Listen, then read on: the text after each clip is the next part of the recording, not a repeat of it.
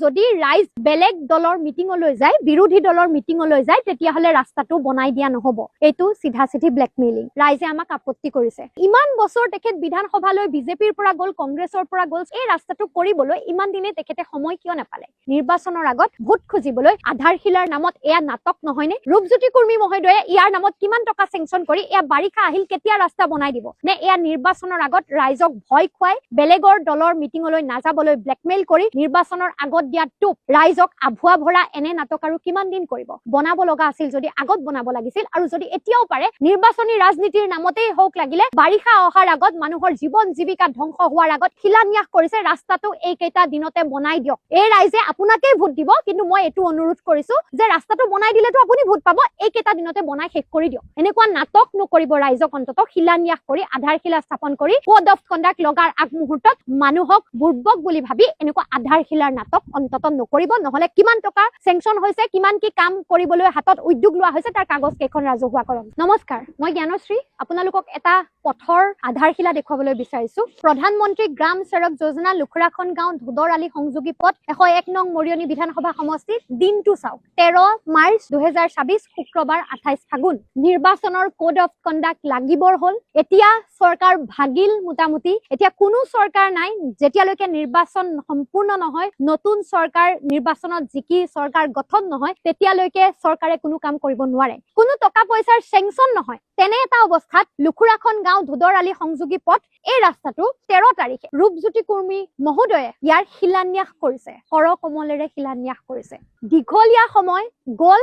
তেখেতে 25 বছৰ মান এমএলএ হৈ থাকিলে এই ৰাস্তাটোৰ শিলান্যাস কৰিবলৈ সময় নহল, ৰাস্তাটো বনাবলৈ সময় নহল। এটা সময় তেখেতে ৰাইজে জনোৱা অনুসৰি কৈছিলে যে এই ৰাস্তাটো হেনো মেপতেই নাই, আৰু এই মেপতেই নথকা ৰাস্তাটো তেখেতে কোড অফ কণ্ডাক্ট লগাৰ সময়ত উদ্বোধন কৰি থৈ গৈছে। আৰু ৰাইজক এই বুলিও কোৱা হৈছে যে যদি ৰাইজ বেলেগ দলৰ মিটিঙলৈ যায়, বিৰোধী দলৰ মিটিঙলৈ যায়, তেতিয়াহলে ৰাস্তাটো বনাই দিয়া নহব। এইটো চিধা চিধি ব্লেকমেইলিং। ৰাইজে আমাক আপত্তি কৰিছে। আৰু দ্বিতীয় কথা যে এইদৰে নিৰ্বাচনৰ আগত ৰাস্তাৰ শিলান্যাস কৰিলে এনেধৰণৰ ৰাস্তাও এই সমষ্টিত আছে বুলিও ৰাইজে কৈছে, য'ত 3-4 বাৰ মাথো শিলান্যাসেই হৈছে, আধাৰশিলাই স্থাপন হৈছে, ৰাস্তাটো বনি উঠা নাই। গতিকে আমি ৰূপজ্যোতি কুৰ্মী মহোদয়ক প্ৰশ্ন এটা সুধিব বিচাৰিছো। এই যিটো ৰাস্তা তেখেতে শিলান্যাস কৰিলে, এই ৰাস্তাটোৰ নামত চেংচন হোৱা কাগজ পত্ৰবোৰ আমাক দেখুৱাবনে? আৰু ইমান দিন, এই ইমান বছৰ তেখেত বিধানসভালৈ বিজেপিৰ পৰা গ'ল, কংগ্ৰেছৰ পৰা গ'ল, চৰকাৰী যিটো দল, সেই চৰকাৰী দলটোতে তেখেত অতীজতেও আছিল আৰু এতিয়াও আছিল। এই ৰাস্তাটো কৰিবলৈ ইমান দিনে তেখেতে সময় কিয় নাপালে? আজি ছোৱালী এজনী গৈ আছে, কিছু দূৰ আগত চাইকেলখন চলাই তাই যাব নোৱাৰে, বোকাৰ এনে অৱস্থা।